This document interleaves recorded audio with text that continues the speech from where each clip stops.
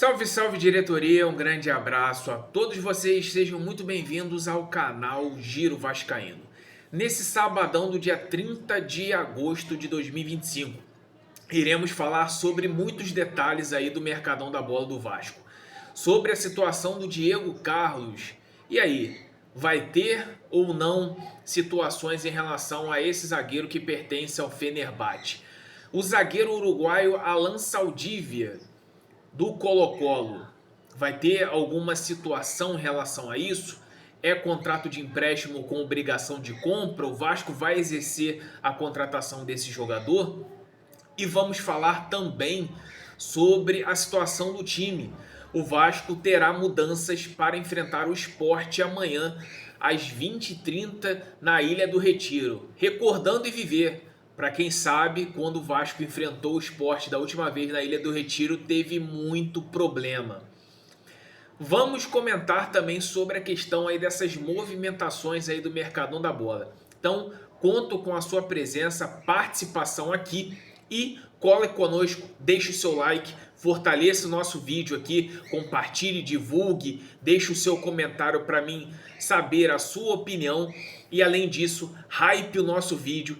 Tem uma opção aqui, se você estiver assistindo pelo celular, de hypar o vídeo, você vai estar ajudando bastante aqui o nosso trabalho. Vamos falar primeiro do Sforza, que se apresentou lá no Juventude. O Vasco emprestou o jogador que não vinha sendo aproveitado aqui no Vasco e emprestou para o Juventude. Acho que é uma boa aquisição para o Vasco, até mesmo para fazer que ganhe rodagem.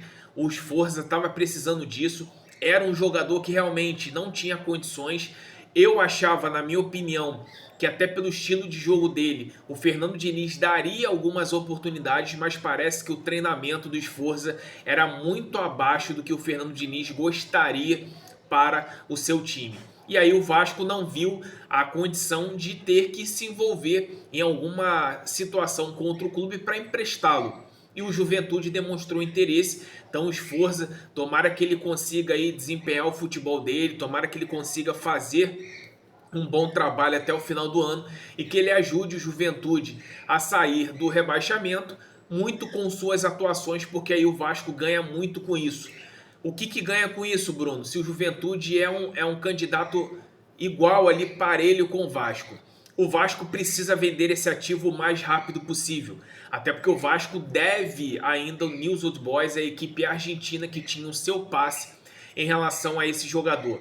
Então, se ele performar bem, muitos clubes irão aparecer para demonstrar interesse na contratação do volante Sforza. E o Vasco acaba se beneficiando em relação a isso, porque aí vai conseguir vender o atleta por um bom valor e aí sim abater um pouco essa dívida aí ou até mesmo ter algum recurso para contratar outros jogadores.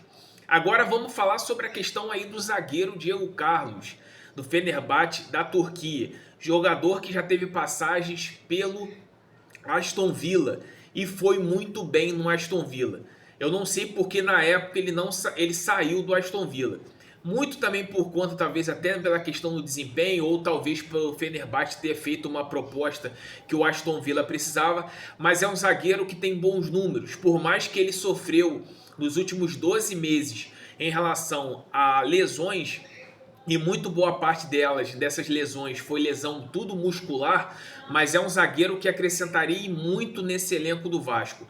É um zagueiro de estatura alta, acima de 1,85 m, tem a sua jogada principal, a jogada aérea, alimenta muito na questão de desarmes, tem boas interceptações, é um jogador que erra muito pouco os seus passes. Isso tudo que eu estou falando é porque eu assisti ele jogando na Premier League. Tá? Não é baseado apenas em números, é apenas em jogos que eu assisti do Diego Carlos, vendo ele na equipe do Aston Villa. Inclusive ele fazia até seus golzinhos quando se aventurava ao ataque em bola aérea. Se o Vasco fizesse essa contratação, seria uma contratação que se encaixaria muito bem. Até talvez ele desbancando o Robert Renan e sendo titular da equipe. Mas o grande problema hoje é o Fenerbahçe. O Fenerbahçe mandou embora o José Mourinho, o Special One, por conta da eliminação da Champions League para o Benfica. A única coisa que empecilha nesse momento é o novo comando, vindo o novo treinador, sabendo se realmente o Diego Carlos irá fazer parte dos planos da nova comissão técnica ou não, porque por parte da comissão técnica do José Mourinho, ele não faria parte. E por conta de ter um alto salário, o Galatasaray também queria se desfazer. Galatasaray não, desculpa, o Fenerbahçe queria se desfazer do atleta. Ele tem uns vencimentos acima de 2 milhões de reais.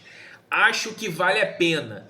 Pô, Bruno, mas aí você sempre bate nessa tecla, pô, o Vasco tem que ter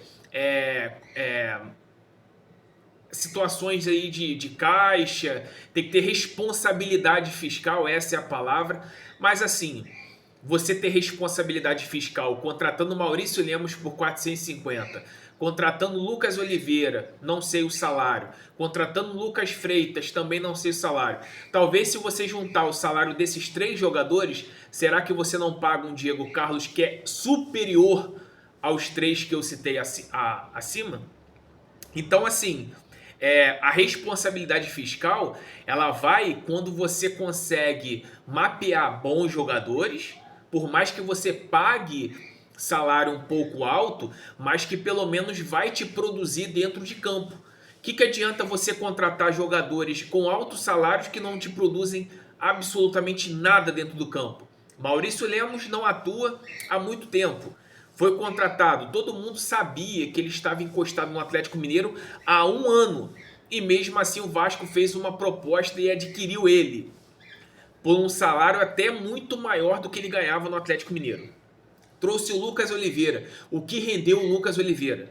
Passou por todos os clubes, Cruzeiro, equipe japonesa e não se firmou. Lucas Freitas era reserva do lateral esquerdo no Juventude. Então, dá para perceber que ele não era boa aquisição. E o Vasco contratou esses 3 jogadores. Então, se você colocar na ponta do lápis, desde o início do ano, o salário desses 3 jogadores, você teria pago o Diego Carlos tranquilamente. Então, assim, a responsabilidade do dinheiro do Vasco, ela tem que ser feita desse formato. Você contrata um jogador, por mais que é um alto salário, mas você tem a garantia que ele vai te produzir dentro de campo.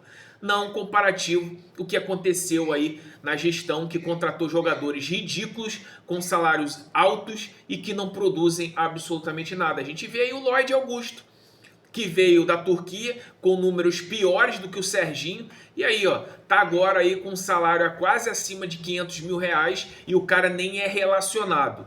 Então, isso sim é você pegar o dinheiro, jogar pelo vaso e dar descarga, porque é um dinheiro que você não vai ter retorno.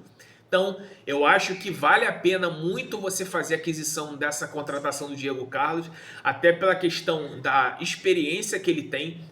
Dizem por aí nos bastidores que o Fernando Diniz já ligou para ele, demonstrando interesse em adquirir, em contar com o jogador, mas o grande problema agora é Fenerbahçe e Vasco entrarem em um acordo em relação a isso, até porque o contrato do Diego Carlos é longo e o Vasco vai precisar aí, talvez aí, contar com uma boa vontade do Fenerbahçe em dividir os salários, porque acredito muito difícil o Vasco pagar 2 milhões ou acima de 2 milhões de salário nesse jogador.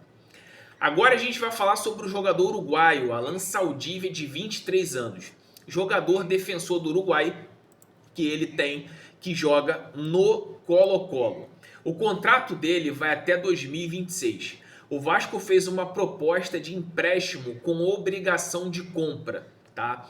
Ele, inclusive, ele é titular da equipe do Colo-Colo, ele foi formado no Defensor do Uruguai, tem passagens pela seleção de base do próprio Uruguai, ele teve 18 jogos na liga principal, inclusive jogou 6 jogos pela Libertadores. O Colo-Colo teve aquele problema da invasão de torcedores contra o Fortaleza, teve um quebra-quebra no seu estádio e eles foram eliminados. Então, ele fez ainda até agora nesse período 29 jogos e apenas uma assistência. Tá? É um zagueiro promissor, é aquela velha máxima. Hoje, nós não podemos contar com promessas, com apostas. Eu acho que o Alan Saldivia é uma aposta para daqui a 2, para daqui a 3 anos. O Vasco hoje precisa de jogador pronto, jogador que possa vir para resolver, principalmente num setor carente que é o setor defensivo. O Vasco vem sofrendo e muito com a parte defensiva. No entanto, que contra o confronto de amanhã contra o Sport vai ser Hugo Moura e Lucas Freitas, a zaga mais contestável do futebol brasileiro, a zaga que mais toma gol em bola nas costas. Então o Vasco pode adquirir, pensando assim, futuramente eu possa ser que valorize esse jogador e possa ganhar um dinheiro. Mas hoje, Alan Saldívia é apenas uma aposta, tá? Num mercado chileno, que a gente sabe muito bem como foi o nosso Palacito, Carlos Palacios, que inclusive foi pro Colo-Colo, conseguiu render lá e aí depois foi vendido para o Boca Juniors e pelo menos o Vasco conseguiu algum dinheiro. Mas o campeonato chileno não é muito parâmetro, até porque o Chile dá para perceber nas eliminatórias da Copa que está em último colocado, não consegue muita coisa. Então Alan Saldívia seria mais ou menos uma aposta em relação a isso. Tá? Agora a gente vai falar sobre o jogo, mas antes disso, quem não tiver dado like, deixe o seu gostei aí, principalmente para fortalecer aqui o nosso trabalho. Sport e Vasco se enfrentam na Ilha do Retiro, às 8h30, transmissão da Prime Video. Uma bela de uma porcaria a Prime Video ter adquirido a aquisição do Campeonato Brasileiro. Imagem ruim, narradores ruins, o comentário até vai lá, mas imagem e narrador, meu Deus do céu. Então, Vasco Sport terá a transmissão da Prime Video. O Sport, a gente sabe muito bem que já está praticamente rebaixado, mas não tem nada a perder. É uma equipe aí comandada pelo Daniel Paulista que está sendo franco atirador. Qualquer coisa que vier, tá vindo, tá matando o peito e tá assumindo a bronca. De comparativo, o Vasco não tem mais essa margem.